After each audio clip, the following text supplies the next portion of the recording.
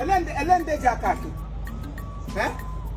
elende jakani na ehi motan Michael ela hadu kwa nwa Anthony nwa Anthony eleki no kwana na ehi ocha to bia na road guzuru yiri ge black gana nwa agbobia na ejikọta aka ami ọ na arachacha ọnụ ekito onwe ọnụ na ordinary road onwe anya na ekiso onwe anya enyi nwanyi enyi go nwanyi daga na obodo enyi nwanyi again ele wodi ihe wa ha mash money mash money e match ga money e wo match money ma bia nga match apeti ihe kwesịrị gbagwa o match doti match bush mokro bia wule hunu na ehi ote ma chi gari ebe ni lere kọrịkọrị ndị mmadụ agajuola ahịa onwedị ihe ọ na ahụ ya mgbe ọla ahụrụ ya na nwaanyị tapara n'ụzọ ma ha ga-atapa n'ụzọ ha atapara na holitel ha ga-atapa na holitel ha agbabega na moto onye ọzọ zụrụ ata nwokorobịa ha adabụrụ ihe m gwara gị gba take it to anywhere call me to any kingdom I will appear there and say the same thing I just told you maka ọ darịcha mma nwoke ịdị lazy ihe awa of work there is time for everything akwụkwọ nsọ kwuru time for shit time for peace time for me anọ time for me pụ ọnụ ihe awụ time for business gị were bịa nga nwa mgbe ọ bịa yi black agbaje gị mpe na ndụ ya bịa nga tapara ga eme aka anya bambam ka akụfe ndị na-ahụ ọka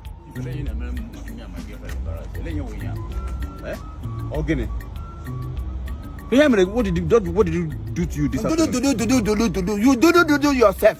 You do come Singapore ngwa Singapore sister. Who the hope na azụ mama no ma na azụ ma for ofe. Nwa bo bia ma fe lo ofe mo too much beauty na azụ o tigu mo kro bia ma ọmọ. Tukwa ngochi aha chi ma no mama. Hey! You here hụ kwara na fento. Chief okwu enyi nwanyi na. Amelu ukwu nne ngo. Gbagbo okwu nne ngo ka m bịa. Onye Chineke kere buru ihe ote. Ndị ọzọ nke ha ka anụ dị ara ihe original na ịma. Gị si agwa bịa gbakọ ya na ha. Biko le ihe agapụtara m biko. Ko nwa nwoke junior mmadụ m ebe o tigiri isi. Junior kamgbe junior gbara agba me onwe ya gaa n'ime makaleta makpuo kamgbe ahụ junior esile na mmadụ pụọ. Igwe ọ dakpọ junior oku ya azaga.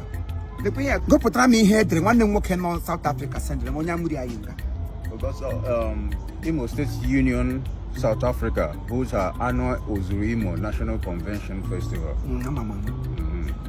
And is holding on the Saturday 12th and Sunday 13th October 2024.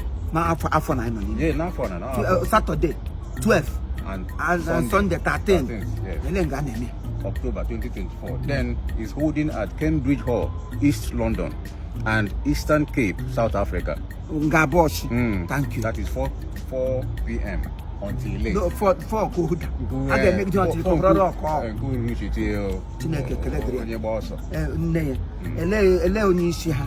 Maka mụ na nwoke ma ọ gwa ka m si awu che ma awu present awu ke. Ele ihe ọma kwa mma wa he. That is the host. Onye overall. Honorable Chief Uche Uche. Mmioma Nezorora, President General, Imo State Union South African branch. Oh yeah. Hey, mụ na nwoke na amụrie nga. Ngwa nọkwa na compare agaje school. Ihe nwa nọpere ụmụ agbọbịa.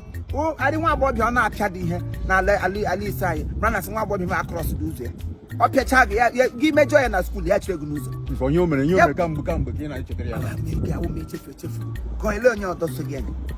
Onye nke ọzọ wo His Royal Highness Igwe Uchenna Frank Obiezu. Ewu. Okpaka Izuogu.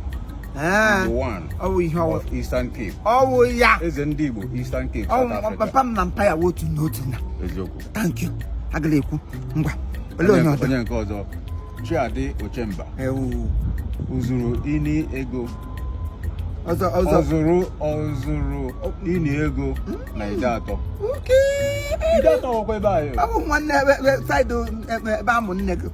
Okay. Ngwagụmagụma. Ọ ya wụ chairman organizing committee. Ọ bụ ezigbo mmadụ o kwesịrị ịwa. Onye nke ọzọ Honorable Ikechukwu Okoronkwo. That nwata na-ayị eze. Ọkwọ ya. Governor Imo State Union Northern Cape. Ọ bụ ya nwata na-ayị eze. Okay nwa. Beautiful children. Then onye nke ọzọ Honorable Kingsley Okafor. Ichukwu Banego 1 of Isujaba. Nwunye m nwoke na Isunjaba gala akpọ isi ya Isunjaba.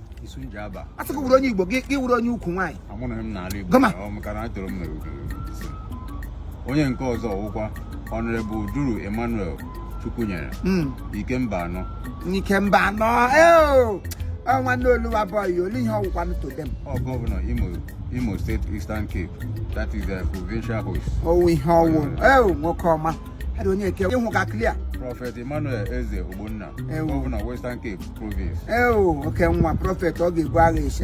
High Chief Onye Chilam. Onyo Chigama, Warana.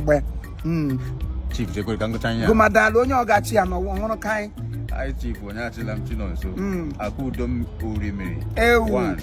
The Governor, Imo State Union, Free State, South Africa. Governor now, Uja them son and I will long hope why you governorship. Well, I don't care governor can the group of one. Governor Imo State, Governor. Oh, I will because this union. This union. Oh, come on. Then when you call Honorable Uche Galore.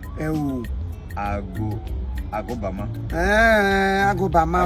Mazuro 1 of Eastern Cape. Governor Port Elizabeth. Elizabeth Mogaro. Elizabeth Port Elizabeth. Mama Elizabeth. Honorable Emmanuel Ulu. Cielo, Secretary General, Imo State Union. Oh, yeah. Yana Pontus Pilot to Roband and then a day hooded. Cielo, one word here. Hapo. Come on. Special guest of honor. That is Onye. Onye police. Come on. High Chief Onye Kachuku, Mwachuku, Otibu, Inyanya, Enugu State. Enugu Overdose, the South Africa. Overdose. I go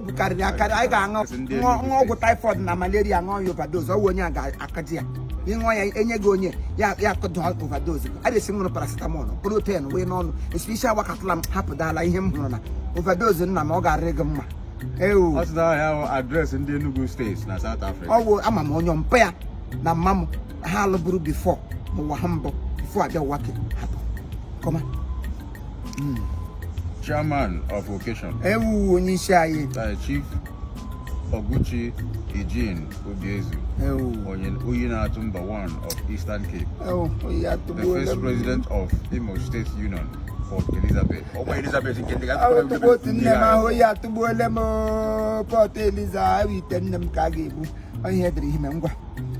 Steve C. Duru. Urichi Derago. Grand patron, Imo State Union, South African branch. I'm a monyo. The only cause of how Chief Namdi Jude Moka. Papejima. Look how we will be. No, ya will be. I get she that very day. I get she on that beautiful day. Ebube. Apoya? Ndi Imo State. I open my phone, call him. I'm a monyo. Guma. Ogola. So he is an near na 12 and 13. 12 and 13. That is Saturday and Sunday. Kage me. No October 2024. Onya Obola no Cape Town. Even one Imo State. Are you friends of this very organization? Or you are friends to their friends? Or when ha in a manual 10.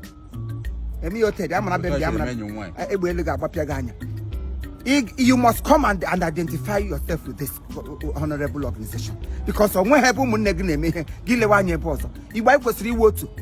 club, no matter the club you belong, everybody when you go there, all of us supposed to be in attendance. You support these people. These people support you. But when there is a segregation among us, then we fall apart. So I want everybody to rise. Kellyan, yeah, rise. You know, like Kellyan. Idea support Umunna Ndi Susa Wasaga Ndi Susa on the 12th and 13th. Idea Toge Tiger. Oh, Nega diabolism. Utodri no Jesu. Ngwagatru me wine. The go phone is phone. Happy gig away. Wrong gap. Temo tele wine ige. That